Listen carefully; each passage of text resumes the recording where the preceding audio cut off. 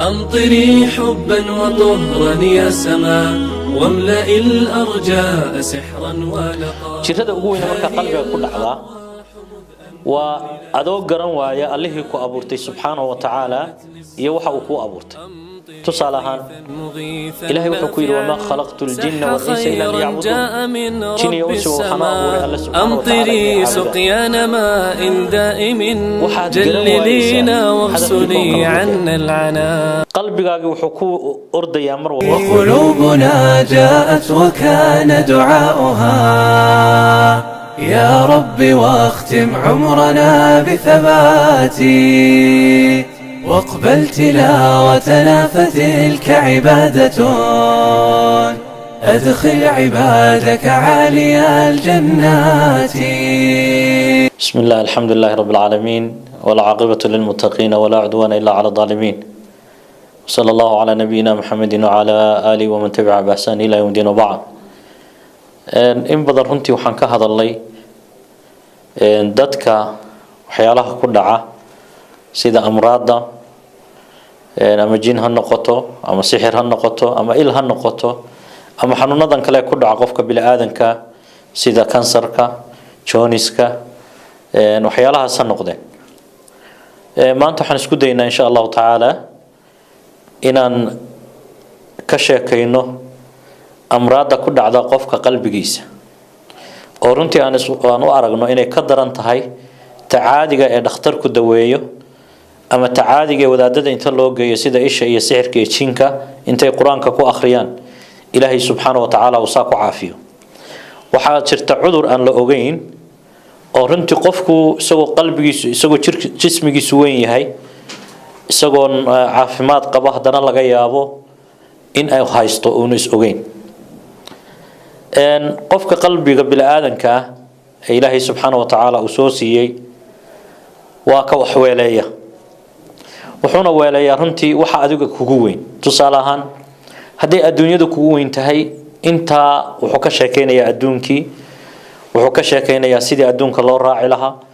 wuxuu ka sheekeynayaa sidii dhaqaale loo sameyn lahaa wuxuu ka sheekeynayaa yani qalbigaaga waxa ku soo laalaabanaya waa wixii adiga kugu weynaa jirada ugu weyn marka qalbiga ku dhacda waa adoo garan waaya Allahi ku abuurtay subhanahu wa ta'ala iyo waxa uu ku abuurtay tusalahan Ilaahay wuxuu ku yiri wama khalaqtul jinna wal insa illa liya'budun jinni iyo insa waxaan abuuray Allah subhanahu wa ta'ala inay caabudaan waxaad garan waayaysaa hadafkii koonka lagu keenay qalbigaaga wuxuu ku ordayaa mar walba ama uu raacaya wax kale inaad biqayr Allah u yeerato inaad adduunyo raacdo inaadan Ilaahay subhanahu wa ta'ala ka xishoon inaadan Allah subhanahu wa ta'ala isku xidhin waxaad markaa tahay qof jiran oo runtii jiradiisuna ayna fahmi karin dhaqaatiirtu laakiin jiradaada waxa la doonayaa markaad Ilaahay subhanahu wa ta'ala aayaadkiisa aragto inaad dib ugu soo laabato Ilaahay aayaadkiisa oo aad fiiriso adigu xagaad joogta marka muuminiinta laga sheekeeyo ama marka gaalada laga sheekeeyo ama marka munaafiqiinta laga sheekeeyo qofka wax fahansan ee wax dareemi kara wuxuu isku miisaami karaa cidda uu yahay cidee kamita Ilaahay subhanahu wa ta'ala salaadiisa ma ku qashuucda muuminiintu ay ku qashuucaan qalbigooduna Ilaahay buu ku xiran yahay subhanahu wa ta'ala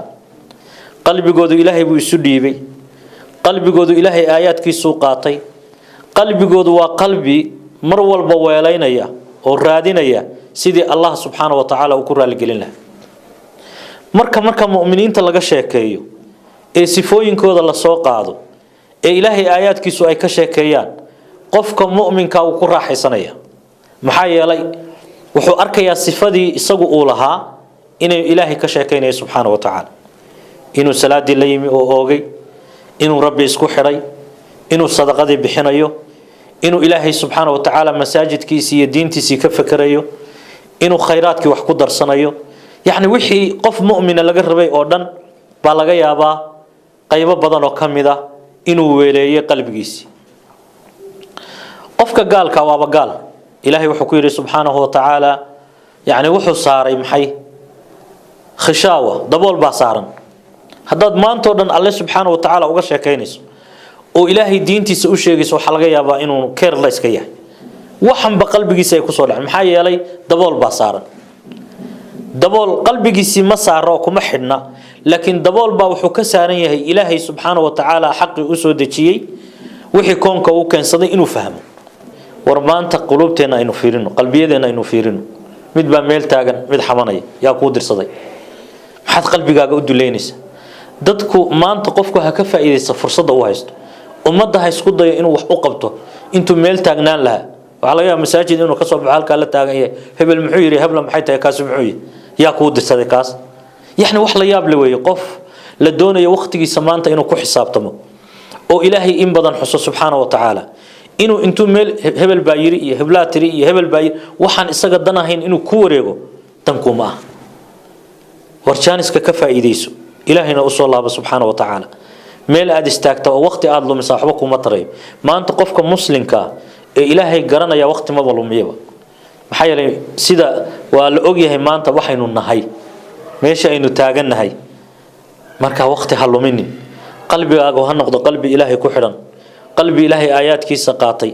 qalbi qashuucay qalbi rabbi subhanahu wa ta'ala isku xidhay wabillahi tawfiiq assalamu alaykum wa rahmatullahi wa barakatuh